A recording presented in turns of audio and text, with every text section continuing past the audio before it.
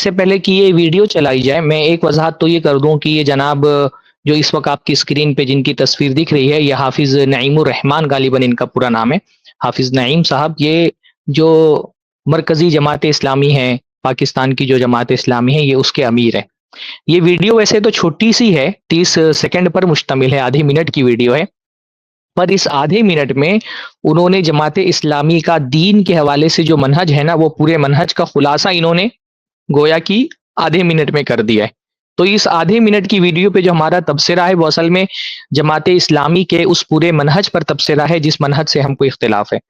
تو یہ جماعت اسلامی کا جو منہج بیان کر رہے ہیں اس منہج پر سے ہم کو کیا پرابلم ہے اور جماعت اسلامی کے ساتھ ہمارا اختلاف اصل میں کن بنیادوں پر ہے.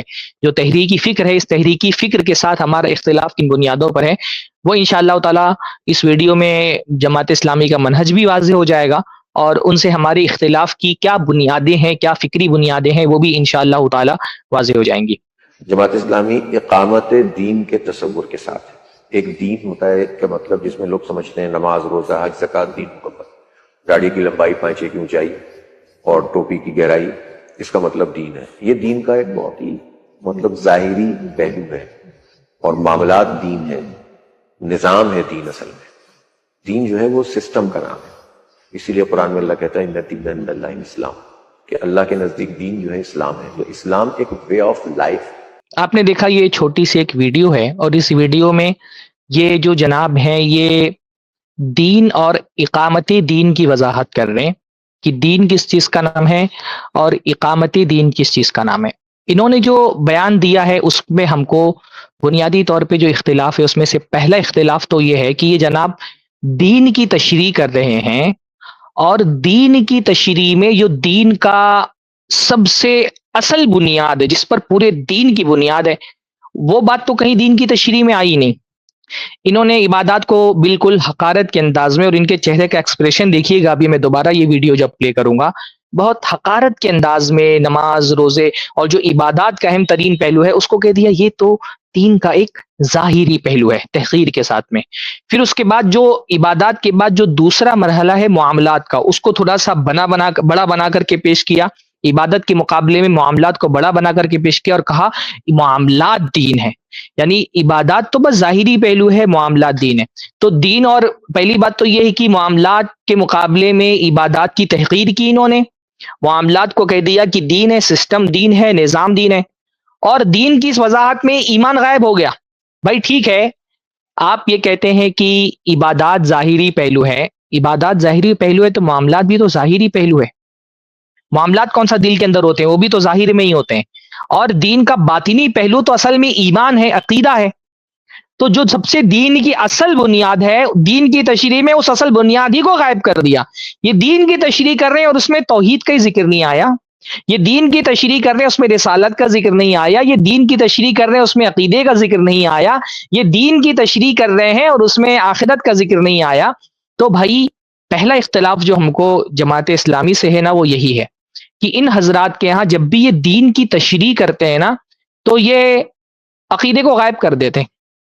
عقیدے کی ان کے نظر میں کوئی حیثیت ہی نہیں ہے اور عقیدے میں خاص طور پہ جو توحید کا باب ہے جو دین کی سب سے بڑی بنیاد ہے اور دین کا اصل الاصول ہے, اللہ تعالیٰ کا نبیوں کو دنیا میں بھیجنے کا مقصد توحید ہے بلکہ انسان کے پیدا کیے جانے کا مقصد توحید ہے. یہ جب بھی دین کی تشریح کرتے ہیں توحید گول کر جاتے ہیں. بلکہ ان کی بڑی تعداد ایسی ہے اگر زمینی سطح پر آپ کام کرتے ہو تو ان کو یہ بہت بڑا پرابلم ہے اہل حدیث کے ساتھ کہ اہل حدیث توحید کی بات کیوں کرتے ہیں, بار بار توحید اور عقیدے کی بات کیوں کرتے ہیں. اہل حدیثوں پہ بار بار یہ اعتراض کرتے ہیں کہ آپ اقامت دین کی بات چھوڑ کر کے سیدھے توحید کی بات کیوں کرتے ہو, بار بار توحید کیا رٹ لگا کر کے رکھتے ہو. تو پہلا جو ہمارا اختلاف ہے اس بیانیے سے یہ جو نریٹو انہوں نے دین کا پیش کیا ہے وہ اختلاف یہ ہے کہ بھائی یہ کون سے دین کی آپ تشریح کر رہے ہیں جس دین کی تشریح میں توحید ہی نہیں آتی ہے. توحید کہیں آئی نہیں, عبادات آ گئے حقارت کے ساتھ, معاملات آ گئے اصل الاصول کے ساتھ, نظام کو آپ نے دین بتا دیا اور توحید کہاں غائب ہو گئی بھائی, ایمان کہاں غائب ہو گیا, عقیدہ کہاں چلا گیا دین کا. تو ایک پہلا پرابلم یہ. دوسرا پرابلم اس پورے بیانیے میں یہ جو انہوں نے عبادات کو بہت تحقیر کے ساتھ, یعنی عبادات ان کے یہاں پر بہت ہی ضمنی اور گویا کی ایک فضول سی اور ایک زائد سی چیز ہے، فضول تو نہیں کہوں گا لیکن ایک اضافی چیز ہے، وہ دین کا کوئی اصل اصول نہیں ہے، دین کا کوئی رکن نہیں ہے، دین میں اس کی کوئی بنیادی اور مرکزی اہمیت نہیں ہے ان کے نظر میں. جیسا انہوں نے کہا بہت حقارت کے ساتھ، اور ابھی جب میں دوبارہ ویڈیو پلے کروں گا تو آپ دیکھیے گا کہ عبادات اور نماز کو کیسے انہوں نے بہت حقارت کے ساتھ میں، بلکہ نماز کو کن چیزوں کے ساتھ ملا دیا، ٹوپی کی گہرائی کو نماز کے ساتھ ملا دیا. کہاں نماز اور کہاں ٹوپی کی گہرائی؟ یعنی جو کیٹیگری انہوں نے بنائی عبادات کی، اس میں داڑھی کی لمبائی، ٹوپی کی گہرائی اور نماز، تینوں کو ایک کیٹیگری کے اندر رکھ دیا.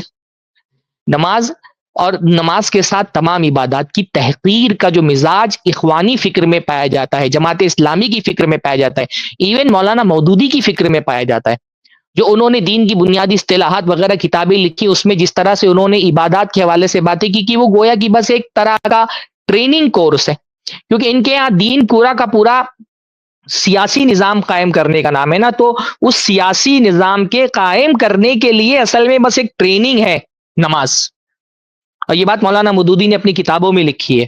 تو یہ مجموعی طور پہ صرف یہ حافظ نعیم صاحب کی فکر نہیں ہے، پوری اخوانی فکر، پوری جماعت اسلامی کی فکر جو مولانا مودودی کے دماغ سے نکلی ہوئی ہے اور اسی کی شاخیں جماعت اسلامی میں پھیلی ہوئی ہیں. ان کے یہاں عبادات کے لیے ایک تحقیر والا مزاج ہے، ایک اس کو ہلکا سمجھنے والا اور ہلکا سمجھانے والا مزاج ہے. تو یہ دوسری چیز جو ہے نا ہم کو ان کے اس سے اختلاف ہے. تیسری چیز جو یہ اقامت دین ٹھیک ہے، شریعت کا ایک اصول ہے، پر یہ اقامت دین کہہ کر کے اصل میں لفظ تو صحیح استعمال کر رہے ہیں کہ دین کی اقامت، پر ان کے یہاں دین کی اقامت سے مراد حکومت کی اقامت ہے، خلافت قائم کرنا، سیاسی نظام قائم کرنا، سیاسی نظام میں تبدیلی لانا، اقتدار پر قبضہ کر لینا، حکومت کو کنٹرول کرنا. ان کے ہاں اس کو اقامت دین کہا جاتا ہے. یہ اقامت دین کی تعبیر تو استعمال کرتے ہیں، پر ان کے ہاں اقامت دین کی تعبیر جب استعمال کی جاتی ہے تو وہاں اقامت دین سے مراد کون سا دین ہوتا ہے؟ ان کے اقامت دین سے مراد ہوتا ہے سیاسی اقتدار اور غلبہ حاصل کرنا. اور مولانا مودودی کی فکر کا یہ بہت بڑا خراب پہلو ہے، اور یہ ہمارا ان کے ساتھ اختلاف کا ایک بہت بنیادی مرکز ہے کہ ان کے یہاں پر دین کا اصل الاصول ہے نظام کو تبدیل کرنا اور سیاسی قوت و اقتدار حاصل کرنا. ہم یہ نہیں کہتے ٹھیک ہے سیاست دین کا ایک شعبہ ہے، سیاست دین کا ایک جز ہے، شریعت ہماری جیسے زندگی کی تمام معاملات میں ہماری رہنمائی کرتی ہے، سیاست کے معاملے میں بھی ہماری رہنمائی کرتی ہے. ہمارا اختلاف جماعت اسلامی کی فکر سے یہ نہیں ہے کہ ہم جماعت اسلامی کی جو ہے جماعت اسلامی سے اختلاف کرتے ہوئے یہ کہتے ہیں کہ سیاست سرے سے دین کا حصہ ہی نہیں ہے. ہمارا یہ اختلاف نہیں کہ ہم سیاست کو دین کا حصہ نہیں مانتے، لیکن جماعت اسلامی سے ہمارا اختلاف اس پر ہے کہ سیاست کل دین نہیں ہے. یعنی اگر آسان سی تعبیر میں استعمال کروں ہمارے اور جماعت اسلامی کے اختلاف کو واضح کرنے کے لیے، تو وہ یہ ہے کہ ہم اسلامی سیاست کے تو قائل ہیں، سیاسی اسلام کے قائل نہیں ہیں. جماعت اسلامی کی جو فکر ہے وہ سیاسی اسلام کی فکر ہے، اور ہماری جو فکر ہے وہ اسلامی سیاست کی فکر ہے، اور دونوں میں بہت فرق ہے. جماعت اسلامی کی جو فکر ہے اس میں پورے دین کو سیاسی نقطہ نظر سے دیکھا جاتا ہے، اور دین کی تمام اصطلاحات کی تشریح سیاسی زاویے سے کی جاتی ہے. ہم سیاست کو دین کا اصل الاصول نہیں مانتے، سیاست کو دین کا کل نہیں مانتے. ہم یہ مانتے ہیں کہ سیاست دین کا ایک حصہ ہے، پر ہر چیز کو سیاسی چشمے سے نہیں دیکھتے. جماعت اسلامی کی فکر کو اگر آپ سمجھنا ہو تو آپ بھی سمجھ لیں کہ جیسے کوئی آدمی نے ایک لال کلر کا چشمہ پہنا ہوا ہو نا، تو لال کلر کا چشمہ جس نے پہنا ہوا ہے اس کو دکھنے والی ہر چیز لال دکھتی ہے. ایسے جماعت اسلامی نے سیاست کا ایک چشمہ پہنا ہوا ہے، اور اس چشمے کو پہن کر کے جب وہ دین کا مطالعہ کرتے ہیں نا تو دین کی ہر اصطلاح میں ان کو سیاست نظر آتی ہے. وہ لا الہ الا اللہ کی تشریح کرتے ہیں تو لا الہ الا اللہ میں ان کو تشریح دکھتی ہے لا حاکم الا اللہ، کہ اللہ کے علاوہ کوئی حاکم نہیں ہے. آپ دیکھیں گے کہ جماعت اسلامی میں جب توحید کی بات بھی ہوتی ہے نا، وہ توحید کی بھی بات کرتے ہیں تو توحید سے مراد صرف ان کی زبان پر ہوتا ہے توحید حاکمیت. ٹھیک ہے اللہ تعالیٰ کا حاکم ہونا، اللہ تعالیٰ کی توحید عبادت کے بہت سارے جو اجزاء ہیں اس میں سے ایک جز ہے کہ اللہ تعالیٰ حاکم بھی ہے، اکیلا تنہا حاکم ہے، لیکن حاکم ہونا ہی الہ کی کل حقیقت نہیں ہے. لیکن جماعت اسلامی آپ دیکھیں گے کہ وہ جب توحید کی بھی بات کرتے ہیں تو ان کی نظر توحید کی تمام قسموں سے ہٹ کر کے بس ایک قسم پہ جا کر کے اٹک جاتی ہے، اور اسی ایک قسم سے وہ تمام قسموں کی تشریح کرتے ہیں لا الہ الا اللہ یعنی لا حاکم الا اللہ. جب شرک کی بات کرتے ہیں طاغوت کا لفظ بولا جاتا ہے، بھائی طاغوت کس کو کہتے ہیں؟ ہر وہ شے جس کے اللہ کے علاوہ عبادت کی جائے وہ طاغوت ہے.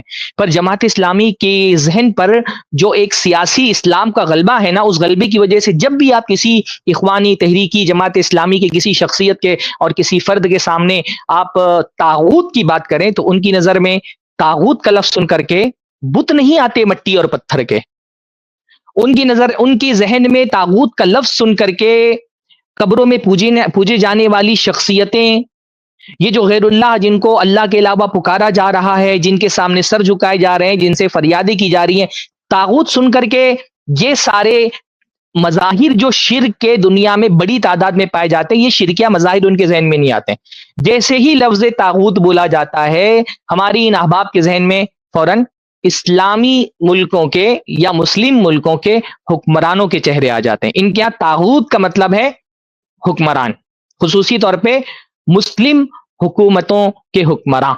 یہ ان کے یہاں طاغوت، یعنی میں نہیں کہہ رہا طاغوت میں ایک درجے میں کہیں ایسا ہو سکتا ہے کہ کوئی آدمی اللہ تعالیٰ کی شریعت ہٹا کر کے اپنا نظام نافذ کرنا چاہے، وہ بھی طاغوت ہے، لیکن صرف وہ طاغوت نہیں، صرف وہ طاغوت نہیں. لیکن یہ جماعت اسلامی کی جو فکر ہے نا اس میں آپ دیکھیں گے، کیونکہ یہ سیاسی اسلام کا انہوں نے چشمہ پہنا ہوا ہے، تو عقیدے کی بات بھی کریں گے تو وہاں بھی ان کو صرف سیاست دکھائی دیتی ہے. قرآن کی عمومی تفسیر بھی جب یہ کریں گے تو ان کے ہاں ہر تفسیر میں آپ دیکھیں گے، ابھی میں نے بتایا عبادات کی بات آئے گی، نماز روزہ حج زکات، اس کو بھی لے جا کر کے اس اصل الاصول سے جوڑ دیں گے کہ بھائی یہ عبادت ہے، نماز روزہ. عبادت یعنی نماز فی نفسی ان کے یہاں مقصود نہیں ہے، بلکہ نماز ایک طرح کی ٹریننگ ہے. کیوں؟ نظام تبدیل کرنے کی ٹریننگ، اقتدار کو اپنے ہاتھ میں لینے کے لیے جو ٹریننگ چاہیے یہ ٹریننگ ہے. نماز روزہ حج زکات کی ساری سب کچھ ٹریننگ ہے. اس کو بھی، عبادتوں کو بھی یہ اپنے خاص سیاسی زاویے سے دیکھتے ہیں، اور اسی زاویے کے اعتبار سے عبادتوں کی بھی تشریح کرتے ہیں. اخلاقی نظام بھی جو شریعت کا ہے اس کو بھی یہ سیاسی زاویے سے دیکھتے ہیں. جو معاملات کا نظام ہے شریعت کا اس کو بھی یہ سیاست کے نظریے سے دیکھتے ہیں. یہ ہر چیز کی تشریح دین میں جو بھی معاملات دین کے آتے ہیں نا اس کی تشریح نظام سے کر دیتے ہیں، یہ نظام کی تبدیلی سے کر دیتے ہیں. بھائی ٹھیک ہے، نظام جو ہے وہ دین کے، میں پھر سے بات کہتا ہوں کہ دین کے شعبوں میں سے ایک شعبہ ہے نظام، لیکن نظام دین کا اصل نہیں ہے. دین کا اصل کیا ہے؟ دین کا اصل عقیدہ ہے، دین کا اصل توحید ہے، رسالت ہے، آخرت ہے. اگر کوئی دین کا خلاصہ بیان کرنا چاہے نا تو دین کا خلاصہ کیا ہے؟ دین کا خلاصہ 3 لفظوں میں بیان کیا جا سکتا ہے، جو قرآن مجید کا سب سے اہم ترین موضوع ہے، تقریباً ہر سورت کا موضوع ہے: توحید، رسالت اور آخرت. تو یہ ایک بنیادی جو فرق ہے ہمارے دین کے تعبیر میں اور جماعت اسلامی کی دین کی تعبیر میں، ہمارے دین کے فہم میں اور جماعت اسلامی کی دین کے فہم میں. تمہید میں نے اس بات کو وضاحت کر دیا تاکہ اب جب میں آگے اس ویڈیو پر دوبارہ تبصرہ کروں تو یہ پورا پس منظر آپ کے ذہن میں ہونا چاہیے کہ یہ حافظ صاحب جو ہے وہ کس زاویے سے دین کو دیکھ رہے ہیں، اور یہ جو دین کو دیکھنے کا ان کا زاویہ ہے یہ زاویہ غلط کیوں ہے. جماعت اسلامی اقامت دین کے رکیے ذرا پھر سے، ہاں سٹارٹ. تصور کے ساتھ ہے. ایک دین ہوتا ہے کہ مطلب جس میں لوگ سمجھتے ہیں نماز روزہ حج زکات دین مکمل، گاڑی کی یہ کیا کہہ رہے ہیں؟ لوگ سمجھتے ہیں، پھر سے چلائیے تو یہ جملہ پھر سے میں چاہتا ہوں دوہرا دوں. آپ دیکھیں کیسے یہ ہے دین کے ساتھ وہ کھلواڑ کرتے ہیں. اقامت دین کے تصور کے ساتھ ہے. ایک دین ہوتا ہے کہ مطلب جس میں لوگ سمجھتے ہیں نماز روزہ حج زکات دین مکمل، گاڑی کی لمبائی 5 کی اونچائی. نماز روزہ حج زکات دین ہے، لوگ سمجھتے ہیں. نماز روزہ حج زکات دین ہے، لوگ سمجھتے ہیں. واقعی کتنی عجیب بات ہے جو کہہ رہے ہیں. نماز روزہ حج زکات دین ہے، یہ لوگ نہیں سمجھتے. نماز روزہ حج زکات یہ دین کا رکن ہے، یہ رسول اللہ نے بتایا. آپ بتائیں، یہ لوگ اقامت دین کی بات کر رہے ہیں جن کو ابھی دین کا رکن کیا ہے یہ بھی ابھی ان کے ذہن میں کلیئر نہیں ہے. یہ کہہ رہے ہیں لوگ سمجھتے ہیں نماز روزہ حج زکات دین ہے. اللہ کے بندے، اللہ کے نبی صلی اللہ علیہ وسلم نے جو دین کی تشریح کی، ہمارا دین اسلام ہے نا، اللہ کے نبی صلی اللہ علیہ وسلم نے کیا بتایا؟ بنی الاسلام علی 5، اسلام کی بنیاد 5 چیزوں پر ہے. پہلا کیا ہے؟ لا الہ الا اللہ محمد رسول اللہ کی گواہی دینا. اور اس کے بعد کیا ہے؟ نماز روزہ حج زکات. یہ 4 چیزیں جن کو آپ کہہ رہے ہیں کہ لوگ سمجھتے ہیں دین ہے، اس کو رسول اللہ نے کہا ہے کہ دین ہے. اللہ کے رسول صلی اللہ علیہ وسلم نے اس کو دین قرار دیا ہے. یہ آپ کیسے کہہ رہے ہیں؟ یعنی میں نے کہا نا، جماعت اسلامی کا جو تصور سیاست ہے اس میں انہوں نے سیاست کو، نظام کی تبدیلی کو حکومت و اقتدار کو اتنا اوپر رکھ دیا ہے کہ عبادات یا امہات العبادات جو دین کے اصل الاصول ہیں، دین کے ارکان ہیں، ان کے نزدیک جو سیاسی نظام کی تبدیلی ہے، حکومت و اقتدار کا حصول ہے، وہ اتنی پرائرٹی پر آ گیا ہے کہ اس عبادات اس کے نیچے دب گئی ہیں. اس کی اہمیت یعنی سیاسی نظام کو تبدیل کرنا یہ اتنا اہم ہو گیا ہے کہ اس کے مقابلے میں نماز، روزہ، حج، زکوٰۃ جو کہ ہمارے دین کی بنیادیں ہیں، جس کو رسول اللہ صلی اللہ علیہ وسلم نے دین کا رکن قرار دیا ہے، وہ غیر اہم ہو گئے. اس کی روشنی کو اتنا بڑھا دیا کہ ان کے آگے نماز، روزہ، حج، زکوٰۃ کی روشنی مدھم پڑ گئی ہے. اب دین کی ایک تشریح جو ہے یہ حافظ صاحب کر رہے ہیں جو جماعت اسلامی کی نظر کے مطابق، اور دین کی ایک تشریح جو ہم کر رہے ہیں رسول اللہ صلی اللہ علیہ وسلم کی حدیث کے مطابق ہے. کہ رسول اللہ صلی اللہ علیہ وسلم نے فرمایا دین کی بنیاد 5 چیزوں پر ہے، اور ان 5 چیزوں میں سے یہ جو نماز، روزہ، حج، زکوٰۃ کو تحقیر والے انداز میں ایک تو ظاہری پہلو ہے. ٹھیک ہے بھائی، نماز ایک ظاہری چیز کا نام ہے، لیکن ایمان تو باطنی چیز کا بھی نام ہے نا. تو ایمان کا تو آپ نے ذکر ہی نہیں کیا، توحید کا تو آپ نے ذکر ہی نہیں کیا، رسالت پر ایمان کا آپ نے ذکر ہی نہیں کیا، آخرت اور تقدیر پر ایمان کا تو آپ نے اس کو تو گول ہی کر دیا. اور ایمان کے بعد جو عبادات کا مرحلہ آتا ہے، عبادات کو آپ نے ایک دم دبا کر کے اس کی تحقیر کر دی کہ نہیں بھائی سیاسی نظام تبدیل کرنا وہ اہم ہے، باقی چیزیں تو بس ایک ظاہری پہلو ہے. یہ تو دین ہے. اللہ کے رسول صلی اللہ علیہ وسلم نے بھی دین میں نماز کو اتنی اہمیت دی ہے. میں یہ چاہتا ہوں کہ آپ دیکھیں کہ یہ جو نماز روزے کی تحقیر ہے، یہ تحقیر اصل میں دین میں فتنے کا دروازہ کھولتی ہے. اور سب سے بڑا فتنہ یہ ہے کہ دین کو سمجھنے کے لیے اپنے دماغ، اپنے فکر اور اپنے فلسفے کو بروئے کار لایا جائے اور قرآن و سنت کی نصوص کو چھوڑ دیا جائے.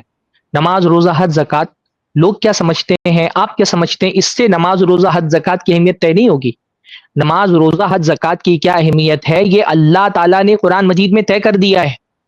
متقین کی جو سب سے پہلی صفت قرآن مجید میں بیان ہوئی، ذالک الکتاب لا ریب فیہ ھدی للمتقین، متقیوں کے لیے قرآن ہدایت کی کتاب ہے. ہدایت یافتہ لوگوں کی جو پہلی صفت بیان ہوئی وہ کیا ہے؟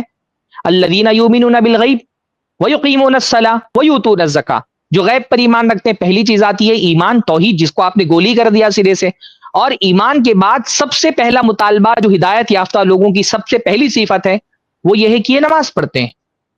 اور تیسری صفت جو بیان کی گئی وہ یہ کہ وہ زکوٰۃ دیتے ہیں. تو آپ نے اتنا، اللہ تعالیٰ نے قرآن مجید میں فرمایا، دیکھیے وما امروا الا لیعبدوا اللہ مخلصین لہ الدین. ان کو کس بات کا حکم دیا گیا تھا؟ ان کو اس بات کا حکم دیا گیا تھا کہ وہ صرف اور صرف اللہ کی عبادت کریں. قرآن مجید میں جہاں پہ بھی عبادت کا لفظ آیا ہے وہ توحیدی کے معنی میں آیا ہے کہ وہ صرف اور صرف اللہ کی عبادت کریں، مخلصین لہ الدین، اور اپنی عبادتوں کو اللہ تعالیٰ کے لیے خالص کر لیں. حنفاء، بالکل سیدھے ہو کر کے، اس میں تھوڑا بھی ٹیڑھا پن نہیں ہونا چاہیے. بت پرستی سے، شرک کے ہر طرح کے مظاہر سے بچ کر کے اپنی عبادتیں خالص اللہ کے لیے کر لیں. دیکھیں یہ دین کی تشریح ہو رہی ہے. اس دین کی تشریح میں سب سے پہلے کیا آ رہا ہے؟ سب سے پہلے توحید آ رہی ہے. اہل حدیث کا جو دین کا نریٹو ہے، سلفی جو بیانیہ ہے دین کا، اس میں بالکل یہی ترتیب ہے دین کی کہ سب سے پہلے کیا چیز آئے گی؟ توحید. پھر اس کے بعد اللہ نے کیا فرمایا؟ وَيُقِيمُ الصَّلَاةَ. آپ میں سے بیشتر لوگوں کو قرآن کی آیت یاد ہوگی. وَيُقِيمُ الصَّلَاةَ، اور وہ نماز قائم کریں. وَيُؤْتُوا الزَّكَاةَ، اور وہ زکوٰۃ دیں. ذَلِكَ دِينُ الْقَيِّمَةِ، اور یہ ہے قیم دین، سلامتی والا دین، سیدھی ملت کا دین، دین القیمہ. یہ قرآن ہے ایک جو دین کی تشریح کر رہا ہے. قرآن مجید دین کی تشریح کرتے ہوئے تو نماز اور روزے کو، نماز اور زکوٰۃ کو دین کا بنیادی رکن بتا رہے ہیں، توحید کو دین کا بنیادی تقاضا بتا رہے ہیں. یہ حضرات کہہ رہے ہیں نماز، روزہ، حج، زکوٰۃ تو لوگوں نے اس کو دین سمجھا ہوا ہے. سبحان اللہ، لوگوں نے نہیں دین سمجھا ہے، اللہ تعالیٰ نے اس کو دین قرار دیا ہے، رسول اللہ نے اس کو دین قرار دیا ہے. آپ سیاست اور نظام کی تبدیلی کی بات کرتے ہیں، نظام کی تبدیلی ٹھیک ہے، دین میں نظام بھی دین کا ایک حصہ ہے. تو آپ ٹھیک ہے بھائی نظام کی تبدیلی، میں نے کہا نا ہم سیکولر لوگوں کی طرح نہیں کہ ہم یہ کہتے ہیں کہ اس نے سرے سے شریعت میں نظام نام کی کوئی چیز ہی نہیں ہے، شریعت صرف افراد سے ہی خطاب کرتی ہے. ہم ایسا نہیں کہتے کہ نظام کی تبدیلی فی نفسی ہی دین کا مقصود نہیں ہے، وہ دین کے تقاضوں میں سے ایک تقاضا ہے نظام کی تبدیلی، لیکن وہ دین کا اصل الاصول نہیں ہے. بلکہ نظام تبدیل کرنے کا، تمکنت حاصل کرنے کے بعد قوت و اقتدار حاصل کرنے کی وجہ بھی کیا ہے؟ قوت و اقتدار حاصل کرنے کے بعد کرنا کیا ہے؟ اللہ تعالیٰ فرما رہے ہیں قرآن مجید کے اندر وَلَيَنْصُرَنَّ اللَّهُ مَن يَنْصُرُهُ وَلَيَنْصُرَنَّ اللَّهُ مَن يَنْصُرُهُ. جو اللہ کی مدد کرے گا اللہ اس کی مدد کرے گا. ان اللہ لقوی عزیز، بے شک اللہ تعالیٰ قوی ہے، عزیز ہے. الذین ان مکناہم فی الارض، یہ وہ اللہ کے بندے ہیں کہ اگر ہم ان کو زمین پر قوت دے دیں، اقتدار دے دیں. ٹھیک ہے بھائی، قوت و اقتدار اللہ رب العالمین کا ایک انعام ہے جس کو اللہ تعالیٰ نوازتا ہے. پہلی بات تو یہ کہ اس انعام کو حاصل کرنا ہے قوت و اقتدار کو، تو اس کے لیے بھی پہلے ایمان اور عمل پر محنت کرنی پڑے گی. اگر قوت و اقتدار اور نظام کی تبدیلی آپ چاہتے ہیں تو نظام کی تبدیلی فی نفسی ہمارا مقصود نہیں ہے. نظام کی تبدیلی اللہ تعالیٰ کا انعام ہے. اگر وہ منزل ہے تو اس کا راستہ ایمان و عمل ہے. اللہ نے فرمایا وعد اللہ الذین آمنوا وعملوا الصالحات لیستخلفنہم فی الارض. اللہ نے ایمان لانے والوں اور عمل صالح کرنے والوں کے ساتھ وعدہ کیا ہے کہ وہ ان کو زمین کی خلافت عطا فرمائے گا. وَلَيُمَكِّنَنَّ لَهُمْ دِينَهُمُ الَّذِي ارْتَضَىٰ لَهُمْ، اور جو دین اللہ نے ان کے لیے منتخب کیا ہے اس دین کو قوت و اقتدار دے گا، اس کو تمکنت اور تمکین عطا فرمائے گا. یہ جو قوت و اقتدار ہے یہ آئے گا ہی ایمان اور عمل صالح سے، اور عمل صالح کا سب سے پہلا تقاضا نماز پڑھنا ہی ہے. تمام اعمال صالحہ کی سردار نماز ہے. آپ اتنا نماز کو حقیر کیوں سمجھتے ہیں؟ یہ لوگوں نے سمجھ لیا ہے.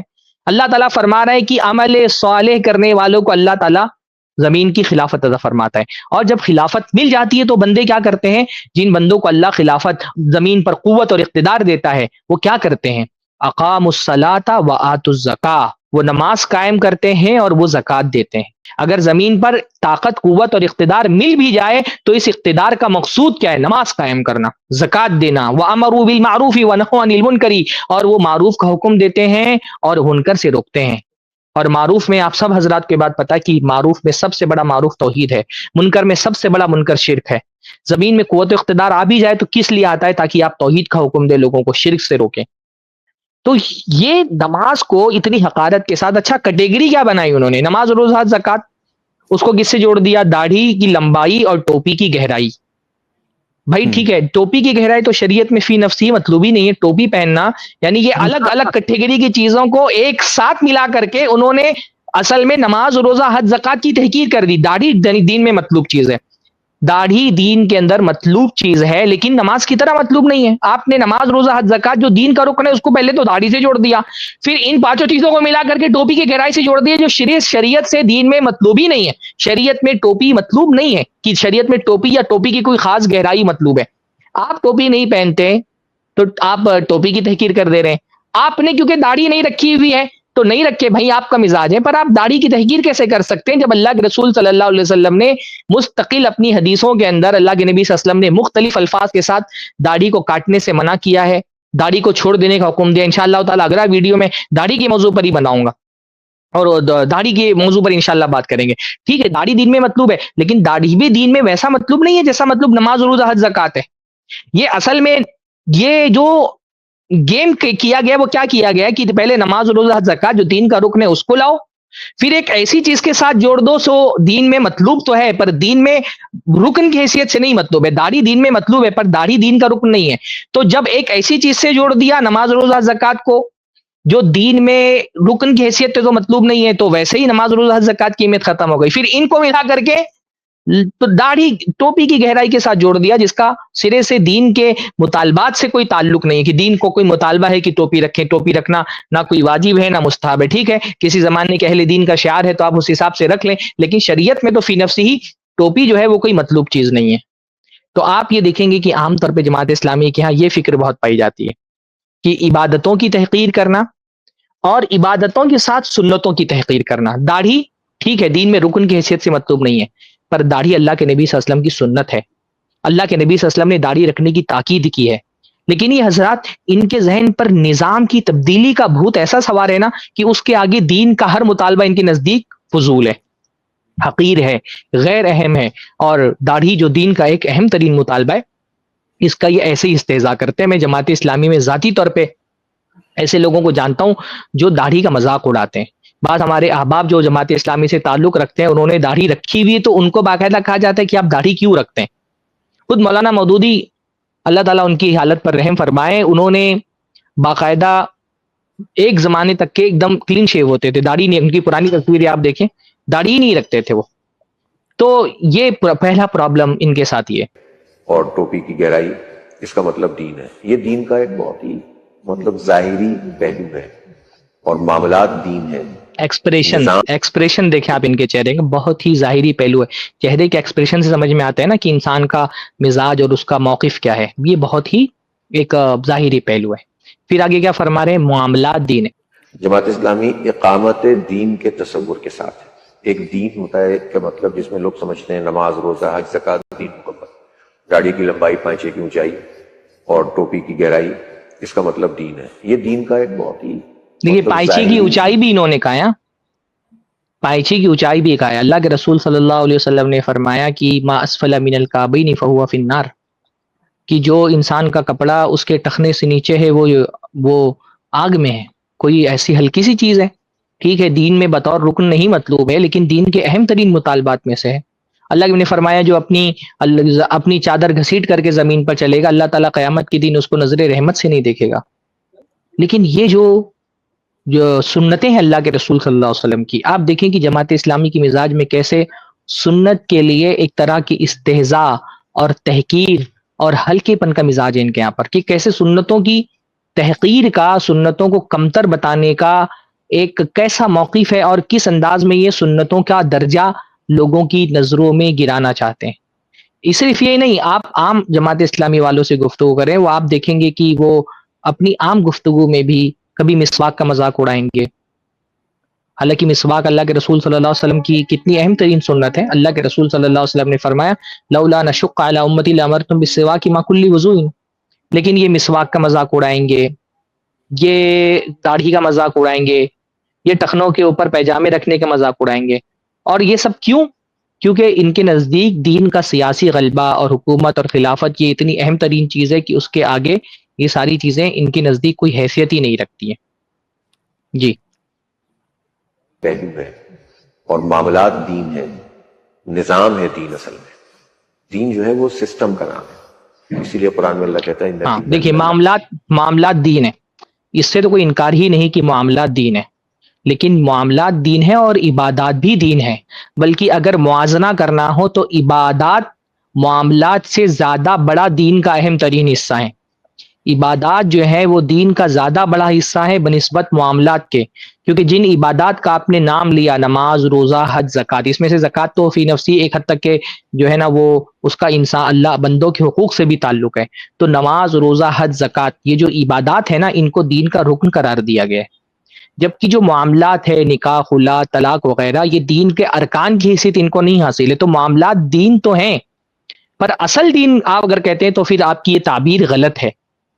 اصل جو دین کے اصل الاصول ہیں، جو دین کا ارکان ہے، جو دین کے پلرز ہیں، جو دین کی بنیادیں ہیں، وہ ہم کو کہیں اپنے ذہن سے نہیں طے کرنی ہے، بلکہ اللہ تعالیٰ نے اس کو طے کر دیا. تو معاملات دین ہے، لیکن یہ کہنا کہ معاملات اصل دین ہے، یہ بات غلط ہے. بلکہ جو ایمان ہے اصل وہ دین ہے، اور ایمان کی جو بیج جب ایک بندے کے دل میں بویا جاتا ہے تو جو اس سے شاخیں نکلتی ہیں، اس سے عبادات کا ثمر بھی نکلتا ہے، اس سے معاملات کا ثمر بھی نکلتا ہے. تو معاملات دین ہے. باقی رہا نظام، ٹھیک ہے دین میں ایک نظام ہے، پر کل دین نظام نہیں ہے. ورنہ آپ یہ کہیں کہ جہاں پر نظام نہیں ہے، جہاں پر مسلمانوں کے پاس سیاست و اقتدار نہیں ہے، جہاں پر مسلمانوں کے پاس حکومت نہیں، کیا وہاں پر مسلمانوں کے اندر دین نہیں ہے؟ ہم ہندوستان کے اندر رہتے ہیں، یہاں پر کوئی اسلامی حکومت نہیں ہے، تو کیا ہم دین پر عمل نہیں کر رہے؟ دین کا کون سا ایسا رکن ہے جو ہم سے چھوٹ رہا ہے بھائی؟ ہاں مطلب کون سے اہم ترین ارکان ہے جو ہم سے چھوٹ رہے ہیں؟ ٹھیک ہے کیا اللہ تعالیٰ نے فرمایا کہ دین کیا ہے؟ شہادت کی گواہی، لا الہ الا اللہ محمد رسول اللہ کی گواہی دینا. تو کیا ہم سے چھوٹ گیا لا الہ الا اللہ محمد رسول اللہ؟ کیا ہم نماز نہیں پڑھ رہے ہیں؟ کیا ہم روزہ نہیں رکھ رہے ہیں؟ کیا ہم زکوٰۃ نہیں دے رہے؟ کیا ہمارے یہاں صاحب استطاعت حج نہیں کرتا ہے؟ دین کے جو اہم ترین ارکان ہیں وہ تو بغیر حکومت و اقتدار کے بھی بندہ اس پر عمل کر سکتا ہے.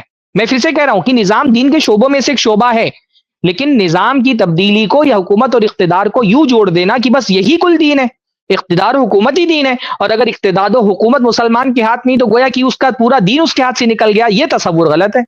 جہاں مسلمان ایک اقلیت کی حیثیت سے رہ رہے ہیں، کیا وہاں وہ دین پہ عمل نہیں کر رہے؟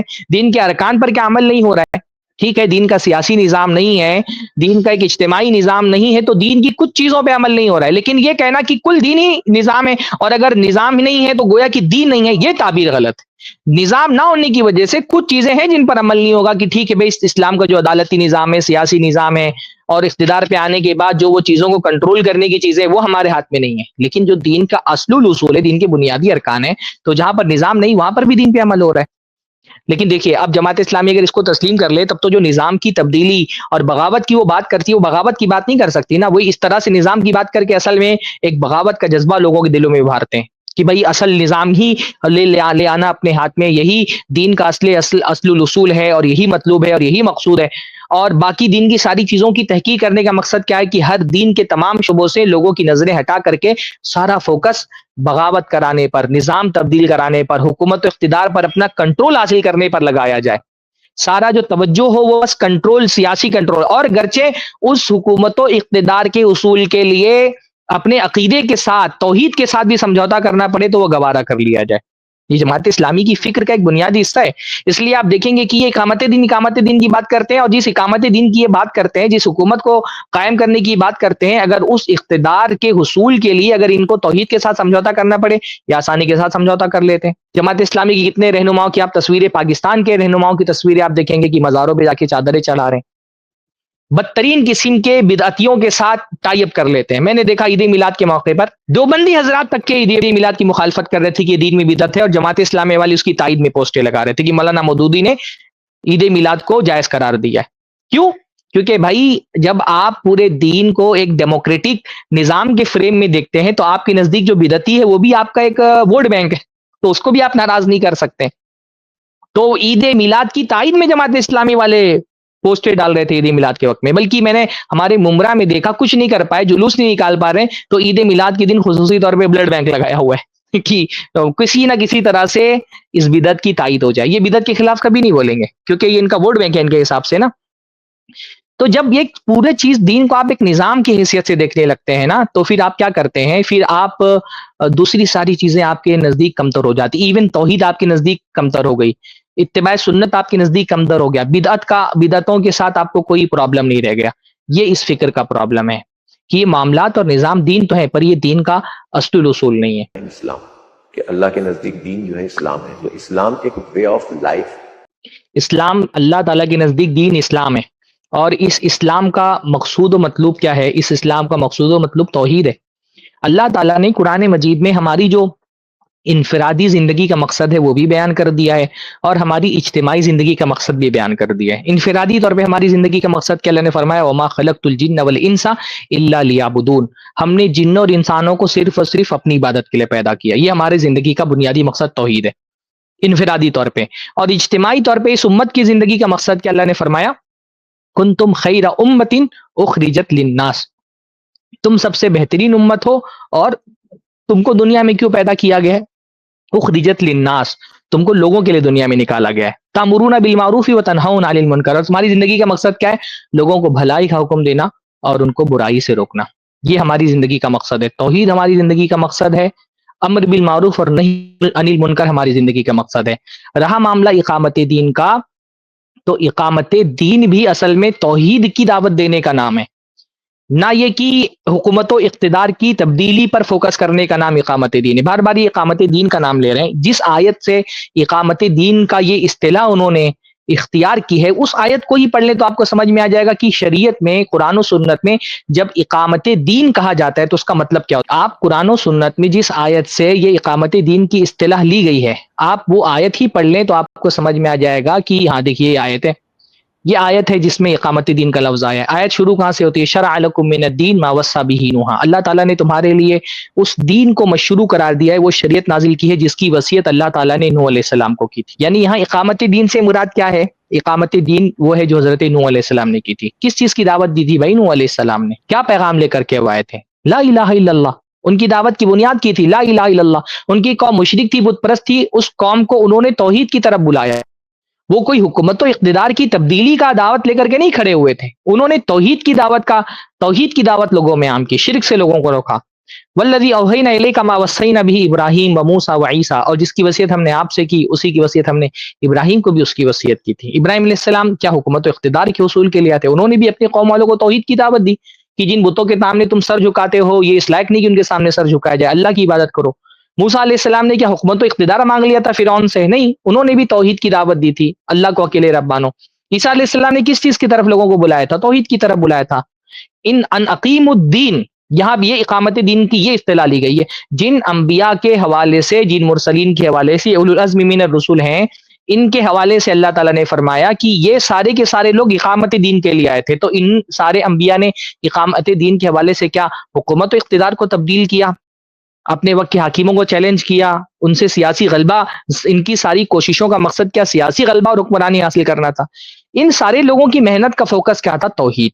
ان اقیم الدین ولا تتفرقوا فیہ، دین میں فرقہ بندی مت اختیار کرو۔ اور تتفرقوا فیہ کی تفسیر آپ اٹھا کر کے دیکھیں گے تقریباً سارے مفسرین نے تتفرقوا فیہ کی تفسیر میں ہی کیا ہے کہ دین کو چھوڑو مت، بدعتیں مت ایجاد کرو۔ اس لیے اس آیت کی تشریح میں جو مثالیں بیان کی گئی وہ کہا خوارج جنہوں نے دین کو چھوڑ دیا۔ تتفرقوا فیہ کا مطلب ہوتا ہے اللہ تعالیٰ کے دین کو چھوڑ کر کے اپنا الگ گروہ بنا لینا۔ کبر علی المشرکین ما تدعوہم الیہ، مشرکوں پہ بہت بھاری ہے وہ چیز جس کی طرف آپ ان کو بلاتے ہیں۔ مشرکوں کو کن چیزوں کی طرف اللہ کے رسول بلا رہے تھے؟ حکومت و اقتدار کی بات وہاں پر ہو رہی تھی، توحید کی بات ہو رہی تھی۔ ایک لفظ میں آخر میں خلاصہ بیان کروں گا کہ جماعت اسلامی کے ہاں جو دین کا بنیادی تصور ہے وہ ہے نظام کی تبدیلی، اور جو سلفی دین کی تعبیر ہے وہ ہے توحید۔ ہمارے یہاں دین کی جو فہرست ہے اس میں پرائرٹی پر توحید ہے، اور توحید ہی تمام دین کے سارے شاخوں پر چھایا ہوا ہے۔ دین کی بنیاد، دین کی جڑ توحید ہے، اور جماعت اسلامی کے یہاں دین کی بنیاد اور دین کی جڑ اقتدار اور قوت حاصل کرنا ہے، سیاسی غلبہ اور حکمرانی حاصل کرنا ہے۔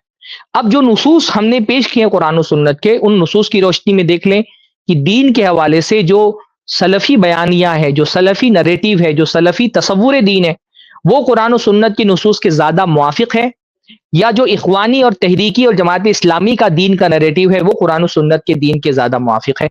ایک دو چھوٹی چھوٹی باتیں جو ہیں اس سلسلے میں عرض کرنی تھی۔ جو معاملات کی بات آئی نا، یہ تو بات صحیح ہے کہ ایک تقسیم ہے اصطلاحی، ایک عبادات اور ایک معاملات، لیکن معاملات ہی میں اگر یہ لوگ غور کر لیں تو بھئی معاملات بھی دو طرح کے ہیں۔ ایک معاملہ ہمارا اللہ کے ساتھ ہوتا ہے اور ایک معاملہ ہمارا مخلوق کے ساتھ۔ اللہ کے ساتھ جو ہمارا معاملہ ہے وہ کیا ہے؟ وہ عبادت کا ہے۔ ہمارا معاملہ اللہ کے ساتھ سب سے پہلے بہتر ہونا چاہیے۔ پھر مخلوق کے ساتھ ہمارا معاملہ جو ہے وہ یہ ہے کہ بھئی اگر اللہ کے ساتھ ہمارا معاملہ بہتر ہے تو پھر اس کی مخلوق کے ساتھ بھی ہمارا معاملہ بہتر ہوگا۔ پھر ایک چیز جو ظاہر والی بات آئی کہ ظاہری چیز کی یہ ظاہر ہے، یہ ایک ظاہری چیز ہے، تو ظاہری چیز کو اس طرح سے نہیں کہہ سکتے کہ یہ ظاہری چیز ہے، یہ کوئی اہمیت نہیں ہے۔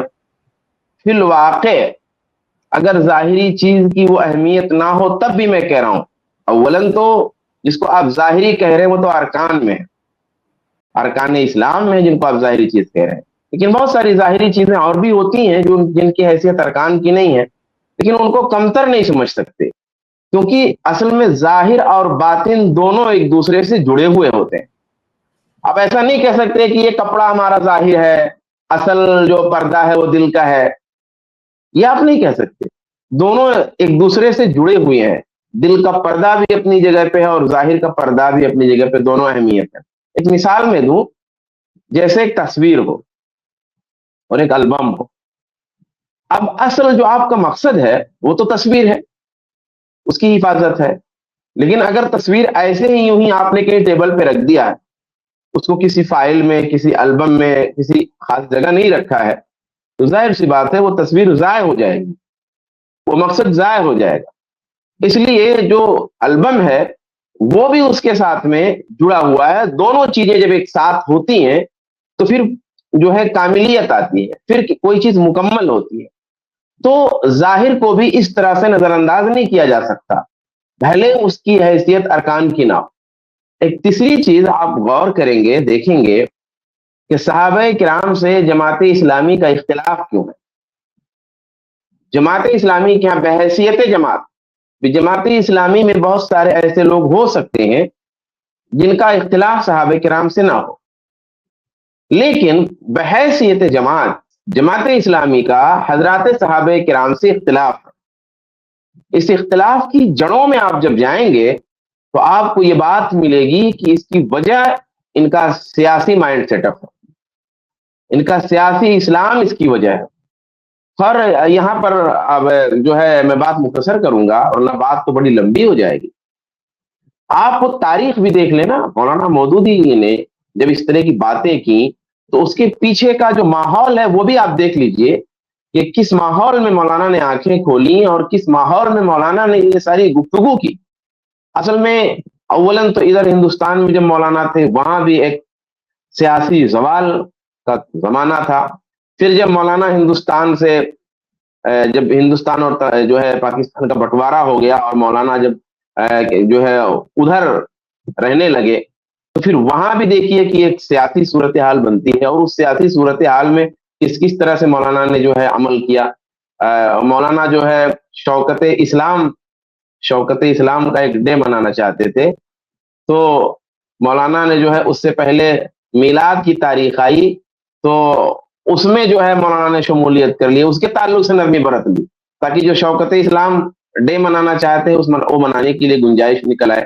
پھر وہ پورا زمانہ دیکھ لیجئے، جس زمانے میں مولانا تھے وہ پورا سیاسی زمانہ، تو یہ سیاسی زمانے اور سیاسی اس فکر نے مولانا کو اس بات پہ آمادہ کیا کہ پھر اسی نقطۂ نظر سے قرآن کی تشریح کرے۔ آپ تفہیم القرآن کو دیکھ لیجئے، آپ مولانا مودودی کی تفہیم القرآن کو دیکھ لیجئے، تفسیر میں انہوں نے پھر اس فکر کو ڈالا، پھر ان کی حدیثوں کی تشریحات کو دیکھ لیجئے، اس میں اس فکر کو ڈالا، پھر ان کی کتاب خلافت و ملوکیت دیکھ لیجئے، اس میں اس فکر کو ڈالا۔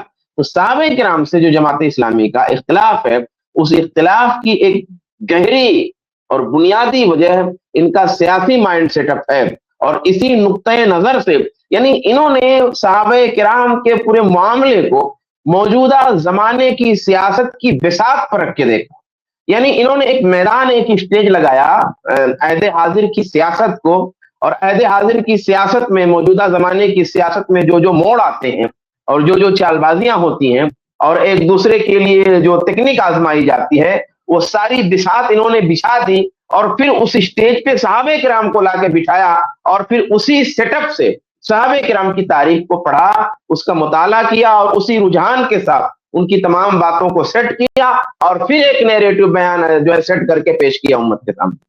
تو بہرحال یہ پھر بات میں پڑھاؤں گا تو بات آگے چلی جائے گی۔ ایک چھوٹا سا تبصرہ میں کرنا چاہ رہا تھا فراز بھائی کی اس گفتگو کے بعد، کبھی انشاءاللہ کوئی ویڈیو لیں گے اور کوئی اس طرح کی بات آئے گی تفصیلی گفتگو میں انشاءاللہ کریں گے۔ جزاک اللہ، السلام علیکم۔ جزاک اللہ خیرہ۔ ماشاءاللہ شیخ سرفراز کا بہت ہی بہترین یہ تبصرہ تھا۔ بہت سے لوگ نہیں سمجھتے ہیں جو انہوں نے رپلائی دیا، اور شیخ شعبان کی بھی بہت اچھی باتیں تھی جو بہت سے لوگ نہیں سمجھتے ہیں، کیونکہ آپ کو جماعت اسلامی والے بھی دکھائی دیں گے کہ وہ کہتے ہیں کہ بھائی قرآن ترجمے سے پڑھو، تھوڑے سے روشن خیال دکھائی دیتے ہیں بعض لوگوں کو، لیکن اصلیت یہاں جاننا ضروری ہے کہ وہ کس گول کی طرف کام کر رہے ہیں، کیا چیز ان کے لیے سب سے اہم چیز ہے دین اسلام میں، کیا چیز ان کے لیے نمبر 1 بات ہے۔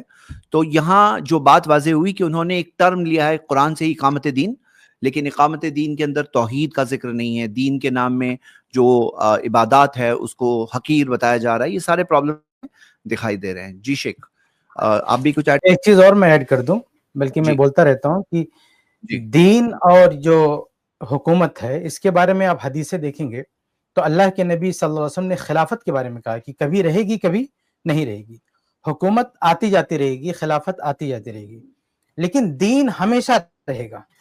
اللہ کے نبی صلی اللہ علیہ وسلم نے دین کے بارے میں ضمانت دی ہے کہ وہ ہمیشہ رہے گا، قیامت تک کم سے کم ایک گروہ دین پہ ہمیشہ قائم رہے گا۔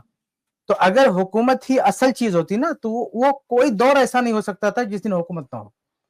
اور آپ دوسری بات یہ بھی دیکھیں کہ دنیا میں اتنے سارے انبیاء اور رسول آئے، لیکن صرف چند انبیاء علیہ السلام کے بارے میں آپ دیکھیں گے کہ انہوں نے حکومت کی ہے۔ اللہ کے رسول صلی اللہ علیہ وسلم، داؤد علیہ السلام، یوسف علیہ السلام، سلیمان علیہ السلام، آپ چند انبیاء علیہ السلام کے بارے میں پائیں گے کہ وہ دنیا میں آئے، انہوں نے حکومت کی۔ اگر یہ حکومت ہی اور یہ نظام ہی اصل دین تھا تو بتائیے ہر نبی को बादशाह होना, हर नबी को हाकिम होना चाहिए था, खलीफा होना चाहिए था, साहिब हुकूमत होना चाहिए था, लेकिन ऐसा नहीं है। तो इसलिए ये बहुत बड़ा मुगालता है कि हुकूमत ही को, खिलाफत ही को आप असल दीन समझ लें, हरगिज नहीं। असल दीन नमाज है, अल्लाह ताला की इबादत है, तौहीद है। असल दीन क्या है? तौहीद है और अल्लाह ताला की इबादत है। अगर इस्लाम, और ये इस दीन पर अमल इस्लामी हुकूमत में भी हो सकता है, इस्लामी हुकूमत से बाहर भी हो सकता है, कहीं भी हो सकता है इस पर अमल। इसलिए ये ज़हन में हमेशा रखिएगा कि असल दीन है, असल हुकूमत